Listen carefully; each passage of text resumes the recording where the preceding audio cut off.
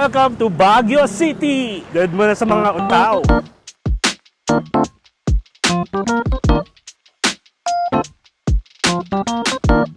Hello guys, ayan, nandito tayo sa Petron, sa kahabaan ng T-Plex. And medyo nakakaramdam tayo ng antok. So, bili muna tayo ng something na pampainit. Siguro coffee or hot chocolate. Hello guys, my name is Mark Paragas and welcome to my vlog. For today's video, samahan nyo ako mag-road trip going to Baguio City. Bibigyan ko kayo ng mga guide and tips kung nagbabalak din kayong bumiyahe at magbakasyon, lalo na kung gagamitin nyo ang inyong mga sasakyan. By the way guys, this will be my first travel vlog this year 2023 and stay tuned for more travel videos. Kaya ano pang nintay nyo? Tara, simulan na natin. Let's go! So guys, kung nagbabalak kayo pumunta at umakyat ang Baguio City, make sure na naka-condition ng inyong mga sasakyan. Syempre, pati na rin kayo. So, inspect nyo yung tires ninyo. Dapat aligned, balanced, and standard ang tire pressure. Mas pangin, 32 lahat. Check nyo kung kompleto mga emergency tools ninyo and okay ang spare tire. Check all your car's fluid like oil, coolant, and brake fluid. Make sure na all lights and signal lights are working. Optional na lang din ng car wash para maganda at gwapo ang dating ng sasakyan ninyo. Check your battery. Make sure na full tank din kayo. Heavy power gasoline, full tank muna. Automatic lang. Pag pupunta kayo sa mga tourist destinations, lalo na kung road trip, make sure na magpapa-full tank muna kayo dito sa Manila kasi medyo malaking difference ng gas pagdating nyo dun sa lugar na yun kung saan kayo pupunta. Thank you. Then of course, RFID dapat full loaded. And inabot lang naman ako guys ng around 700 plus at dumaan tayo ng NLEX, SC-TEX, and T-Plex. Easy trip pala guys for NLEX and SC-TEX tapos auto-sweep naman pagdating ng T-Plex. So guys, hindi na mag-gumana yung RFID natin pero ang toll fee is 62 pesos. And of course, don't forget to pray for a safe trip. Yeah, Lord, please guide me on my way going to Baguio City. And I hope maging maganda yung panahon and makapag-vlog ako ng maayos and safe. Okay, that's it. So let's continue our road trip.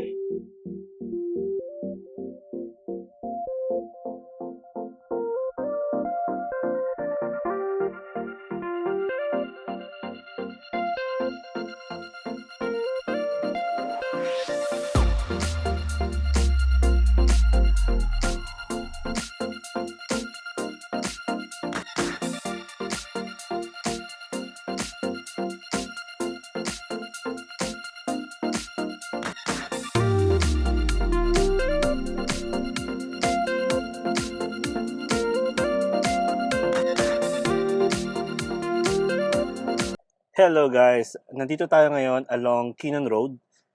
Check nyo na lang yung map kung nasan man to kasi may nakita kong spot dito and I think ginawa talaga siya para pwede kayong bumaba para magpa-picture. So tara, I'll show it to you guys. Okay. Ayan. So sobrang ganda ng view. Ayan. Look at that. So, ito siya guys, kulay blue. Tapos, may nakikita kong hagdanan going up. Siya nga, mukhang medyo steep yung daan. So, hindi ko alam guys kung anong barangay, pero along Kinon Road siya. So, why not? Kung di man kayo nagmamadali, pwede kayong pumunta dito and, oh my God, this is the view. Ah! Hindi ko alam kung masikip yung daan or majubis lang tahis. Ayan guys. So, see? From here, ito river, medyo natuyo pero maganda naman. Meron siya guys pababa, pero I don't have plans para bumaba doon Baka private property siya. 'Di ba? Yung rays ng sun, look at that. So much of the view. Ito yung way going up sa Baguio. Tapos sa kabila naman yung pauwi na. Going to Skyway. Going to Expressway. O, diba? Ang ganda dito, guys. And, pinakita ko lang sa inyo para kung di kayo nagmamadali, tapos paakyat kayo ng Baguio or either paakyat kayo or pababa, pwede kayo dumaan dito. And I think, mas maganda dito ang paghapon. Kasi nandun na yung, siguro nandun na yung araw. So yeah, look at the view. So again, ito yung hagdanan. Medyo steep. Yeah. Oh no. Yan. Alright. And ito guys yung sinasabi kong daanan going down. Ayan o. So guys, may daan siya going down sa river pero hindi tayo bababa. Medyo scary syempre, no? Alang-alang for the video. May ginagawa dun guys, may excavator. Tapos, look at that to. Yung nag-flow ng water. Ang ganda. Ayan. Alright, that's it. Let's go! You've arrived at your destination.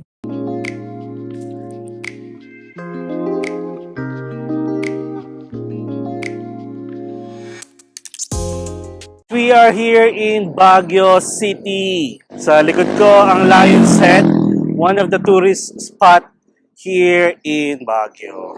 So guys, kung gusto niyo madaanan itong Lion's Head, dadaan kayo via Kinon Road. And sobrang lapit na siya sa Baguio proper.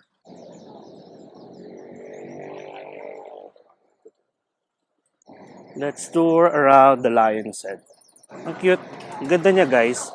Alam niyo ba na first time kong pumunta dito? And ever since na nagpupunta ako ng Baguio, never talaga akong napadaan dito. Ayan siya guys. And time check, it's 6 a.m. pa lang. Guys, ito yung view na makikita nyo from here sa Lion's Head. So kung gusto nyong medyo konti lang, mas aga-agahan nyo pa guys.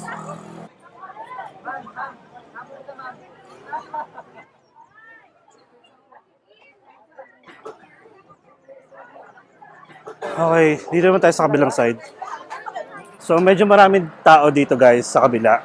Pero dito, merong mga tindahan ng mga souvenirs, keychains, hats, etc. Nandito yung welcome. Welcome to Baguio City. So guys, kung dadaan kayo via Kinon Road at madadaanan nyo na itong Lion's Head, this is a sign na nasa Baguio City na kayo. Let's tour around the area. Ayan, kung nasi-CR kayo, may CR doon banda. At mga bilihan, yan gusto ng baby ko. Kaso walang blue. Ayan guys, may CR dito kung nasi-CR kayo. Lalo na kung mahaba yung biyahe doon. At nagtitinda rin sila dito ng ube jam from Good Shepherd. Again, Lion's Head, welcome to Baguio City! Ay, magkano yung blue? Ito, 100 na lang. 180 para sa'yo. Meron akong pink nito eh. Wagi. Meron akong pink Kulay nito. niya, wagi. Yan na lang. Nabili ko sa doon sa proper. Ito na sir. 150 lang. Wala. Ano? Ayan mo. Sige, wait lang. Sige sir. Thank you. Okay guys, wala ako ng money kasi pasalubong is for my baby. This is Diana. So, ang sabi niya for 200 pesos. And by the way guys, pwede kayong pumwesto doon. Natry ko doon. Sobrang ganda ng view. Yeah, balik ulit tayo kay Lion's Head. Welcome to Baguio City!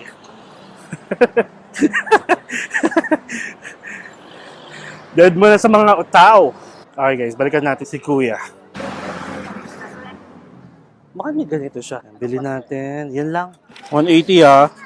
Ano to? Totoong ano? Itong samurai. Samurai? Magkano yan? Samurai is kahit sa 1-2. Ito, 250. Ay, ito, no? Magkano? 250 sir. Kung nakita mo sa taas yan, 350, 400. Ano pang meron? Mga ano na, t-shirt. Mga lion. Sure. Magkano yung pusa? Sa mga t-shirt mo, magkano? 280. Ito bet ko. Okay na to. Thank you. Okay, you're welcome. That's it for the Lion's Head. Dito pala guys yung mga parking. Mismong dito lang around Lion's Head. Ayan. And since nandito na rin kayo, why not try nyo yung kanilang strawberry taho. So try natin.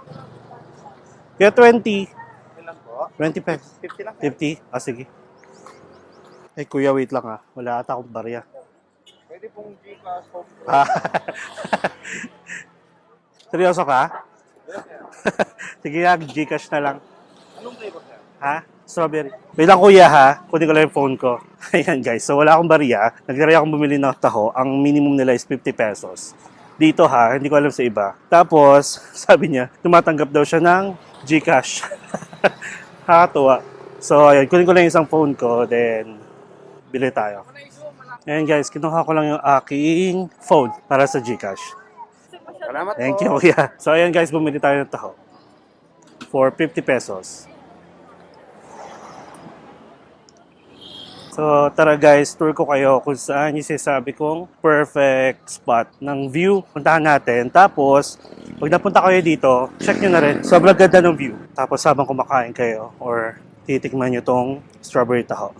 So guys, ito yung spot. Pwede naman kayo dito magstay. Pero syempre, huwag na kayo dito sa gilid. This is the view from up here. See? Told ya! You're my best view. Look at that! So by the way guys, itong Lion's Head, pwede nyo naman siyang madaanan via Keenan Road. Either pauwi kayo or papunta. So kapag pauwi naman kayo, dito kayo magagaling. Tapos pwede kang mag-U-turn doon sa baba kasi nandito yung parking sa kabilang lane. And then, pag tapos na kayo, pwede kayong mag-U-turn dito. Yan. May space dito, malaking space. Para pwede kayong mag-U-turn going to T-Plex. So last look, bago tayo umalis. So this is the view. I'm amazed actually. Sobrang ganda. See? Oh my God. Kung ganito yung view ng window mo, no? So, balik na tayo. That's it for the Lion's Head, one of the tourist spot here in Baguio City. Kapag nadaanan nyo na yan, it's a sign na sa Baguio na kayo. And don't forget ang inyong intro na Welcome to Baguio City. Eme. See you on our next stop, MN View Deck Cafe. Thank you. Oh. Habang bata ka pa. Char. So, may nakita ko dito. Cutie. This is the view. Fuck.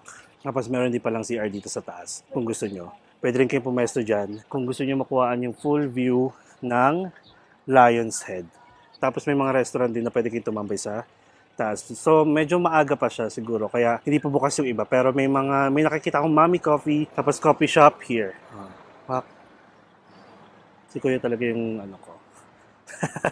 Alright, that's it.